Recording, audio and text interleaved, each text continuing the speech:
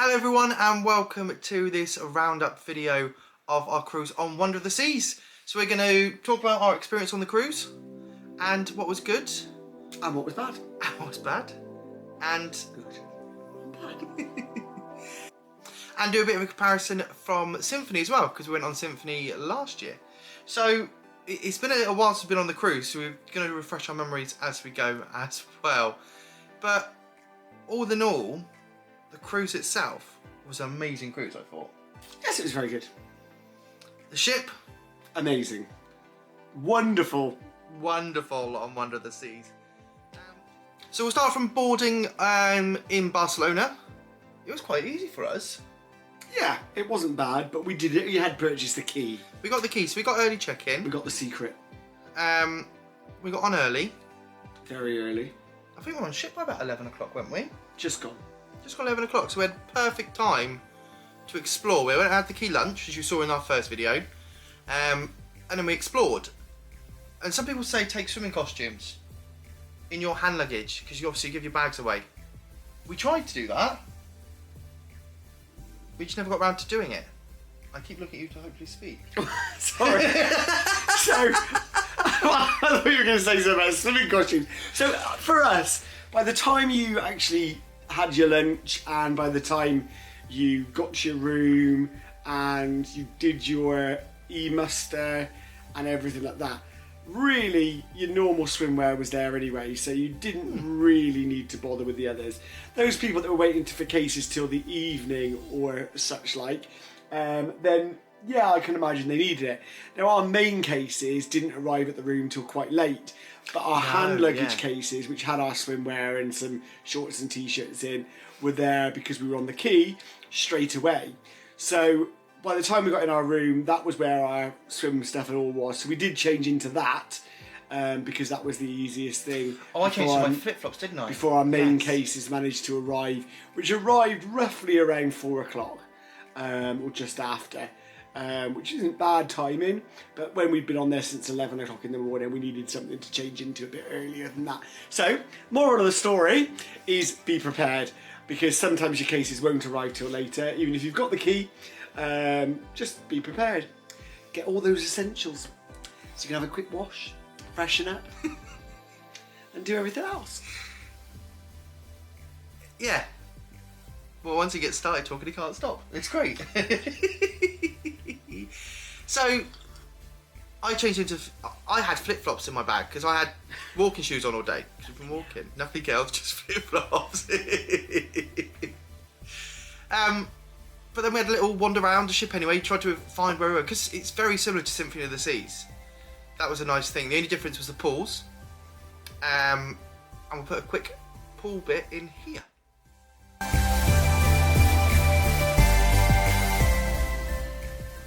So these pools are great down here. As you can see, there's loads of space for chairs and sunbeds, and just to chill out. There's 3 chlorinated pools and 1 saltwater pool, which is the pool we're just coming up to now. This area on the right here actually is the smoking area. It's the only smoking area on board that I can remember. And then you come out into this bottom one, which is the beach pool, which was the salted pool. Like I say, the only one there. Then we head upstairs to the lime and coconuts. Johnny loves the lime and coconut.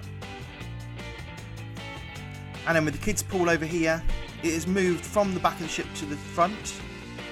It just seems more fitting there, right next to the water slides. It makes much more sense than where it was on Symphony, which is at the back, away from the water slides.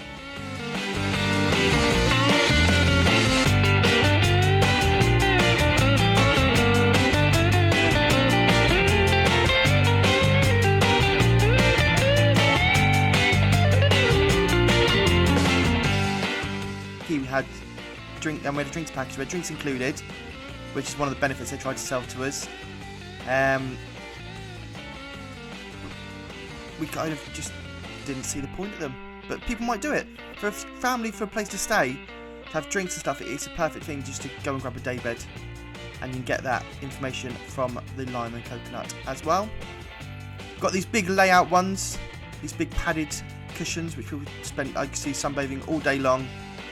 Really good at the sun trap as well there. And you can watch TV and right next to the pools.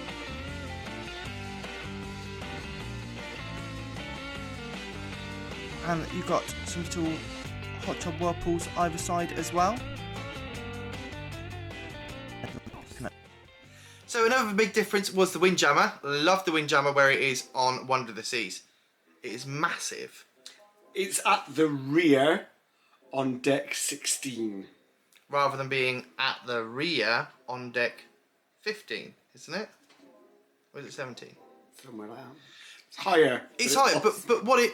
The thing that it is, they brought it right forward and it wrapped all around the boardwalk, which was nice. So that is a good difference. There's loads more seating. In Symphony, it was all in the middle, wasn't it? It was all one big thing anyway. It was all crammed in and you didn't really feel like there was many seats. Never gone round the boardwalk before. No, that was a really good thing. It's gone round it rather than looking... It normally looks over it, that was it. It looks over the zip line. But anyway, and the shipping just in general, I thought was much nicer than Symphony. Yeah, the pool area was much nicer. The lime and coconut, great addition, in my opinion. And the colourfulness of it was even more so on Wonder than ever before. Oh, and the big screen. Yeah. Having a big screen made a difference. Rubbish on it. Yeah, it is rubbish on it, but it is also... It's nice to have something to watch sometimes. I just watch the random funny videos. Yeah. But there we are. In general, I do prefer Wonder over Symphony. Okay, why? I think the main thing is because of the pools. The pools are nicer. As in the actual swimming pools or the pool deck? The pool deck, the layout's much better. Okay. I agree with that. I think there's more seating as well, and more nooks and crannies and different types of things. And there's like cabanas, and there's like little day beds kind of thing. We've just spoke about in the pool bit anyway, which is why I'm stopping you. But the bar in El Loco Fresh, that's what I loved. The margarita bar at the back, with the more seating. Really like the pools. We've gone. I suppose it is on the pool deck. Yeah, but we've kind of moved back a bit. But that's one of the main. It's having a bar there was great. More seating. And our Local Fresh is bigger. Yes. As well. Now, we found that our Local Fresh was always the most popular place to go and have lunch. We love it. We love anything tacky and tacos. And easy. Yeah. Sometimes it's easy to just... Scott likes it easy. Something that you just grab and go. Grab and goes are great. No. Oh, I was going to do something. So let's leave the pool area and go downstairs. We'll go to Central Park because there was not much difference apart from Giovanni's kitchen. Now that was it. And the fact there was no plants. And the fact there was no plants, which Johnny is going to tell you about now. So I was just to go on a tour of Central Park, and I don't know if you've seen another video. I quite like Central Park, but no one turned up. And one of the main reasons for that was there was no plants actually still around in there. We did do a little short of plants arriving on board to replenish for the next season. And when I was speaking to the gardener, the reason they had to change the plants over was because the planting originally was planned for the Asian market, and then it was planted for the European market, and then obviously it's going over to Miami. So the European plants wouldn't cope with the Caribbean weather in the heat of the period, which would be when it was coming out.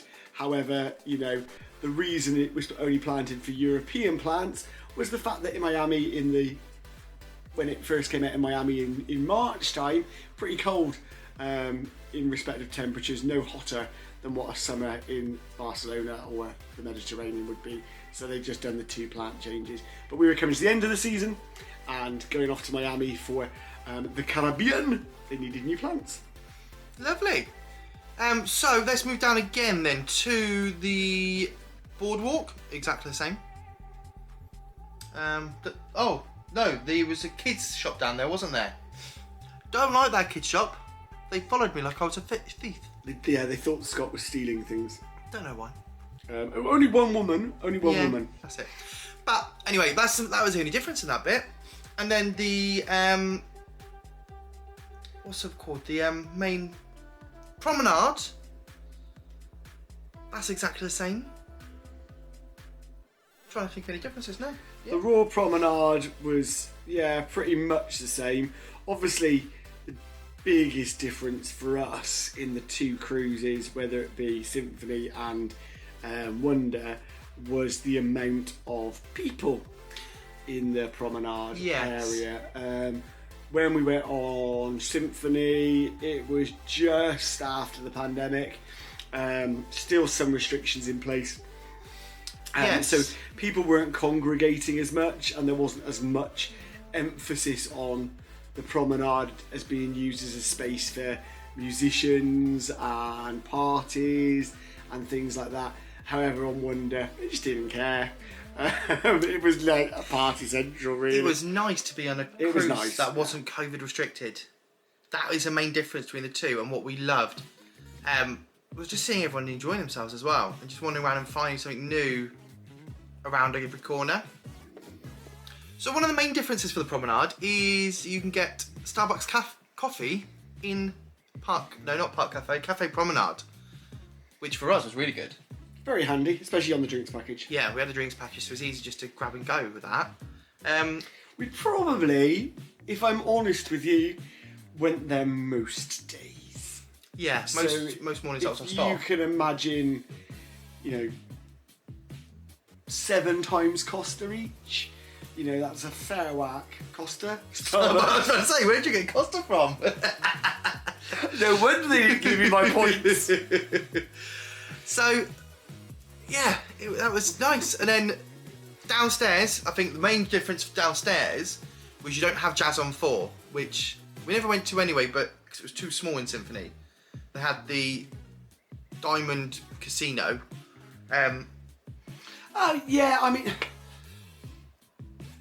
You mean on the entertainment on 4 kind of area, do you? Yeah, the casino yeah. was, the ice skating rink, the gallery, the attic club. What else was down there? Yeah, down on the other things on that area. What, on Symphony or Wonder? Wonder. So you had the ice skating, attic, theatre, casino, gallery, and then the other end was the dining room. Yeah, but you didn't.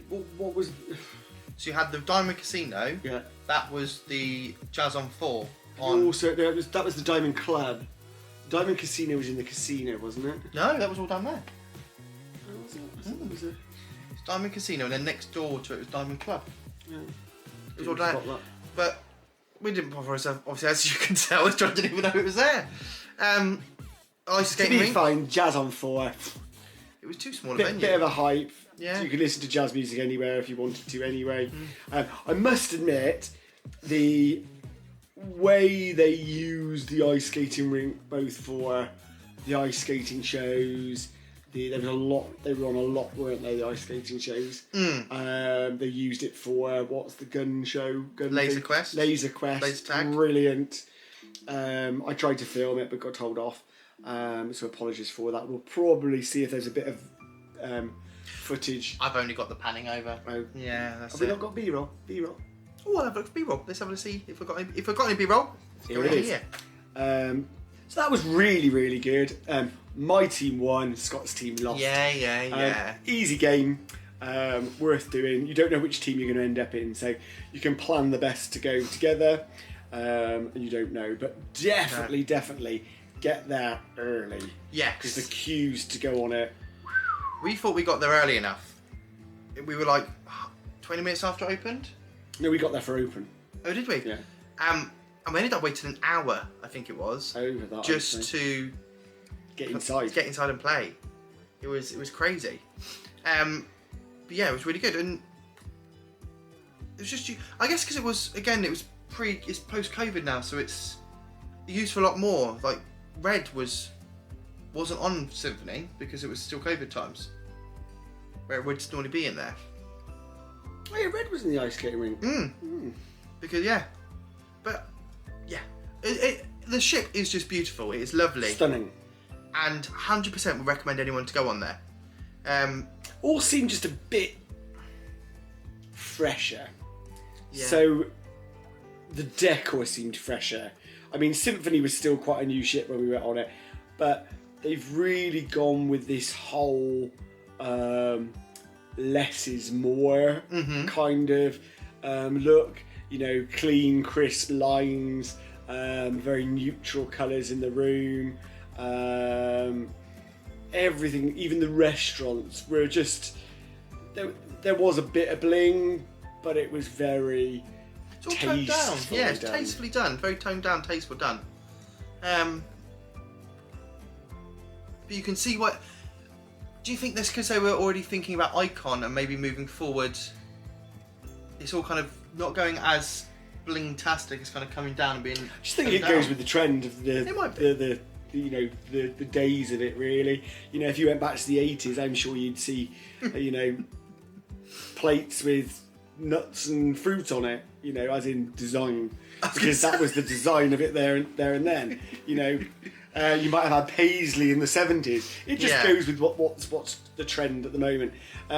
You can clearly see that the development of from Symphony to Wonder and now that's the ice cream van, and now to Icon has definitely sort of been a big enhancement, and Icons looks stunning, you know, for the future, really. Brand new class of ship, but I don't think you can compare Icon with definitely not. No, with any of the Oasis ships, because remember, it's not the same. It's a different class now. Of ship. Yeah. So your Oasis class of ships, Wonder is still really good, and I believe there's another one coming out soon. Another Oasis class ship. I can't remember what it's called at the moment, off the top of my head, but it's coming out in 2024 as well, I think. Oh, I didn't know that. Yeah, I don't know what it's called. I can't remember. Oh well. Say in general, just loved it. The staff, always amazing for Royal, always friendly, always helpful. Most. Oh, you had the Crown and Anchor man you didn't like, didn't you? Yeah. He was a bit rude to Johnny. Very rude. No. Random cut. For some reason it stopped recording. But yeah, you were saying about the rude Crown and Anchor man. Yeah. To me, someone that's supposed to promote a loyalty scheme and promoting people wanting to be part of the loyalty scheme in order to, you know, create some sort of customer loyalty and customer care program, to have no customer service skills was just appalling.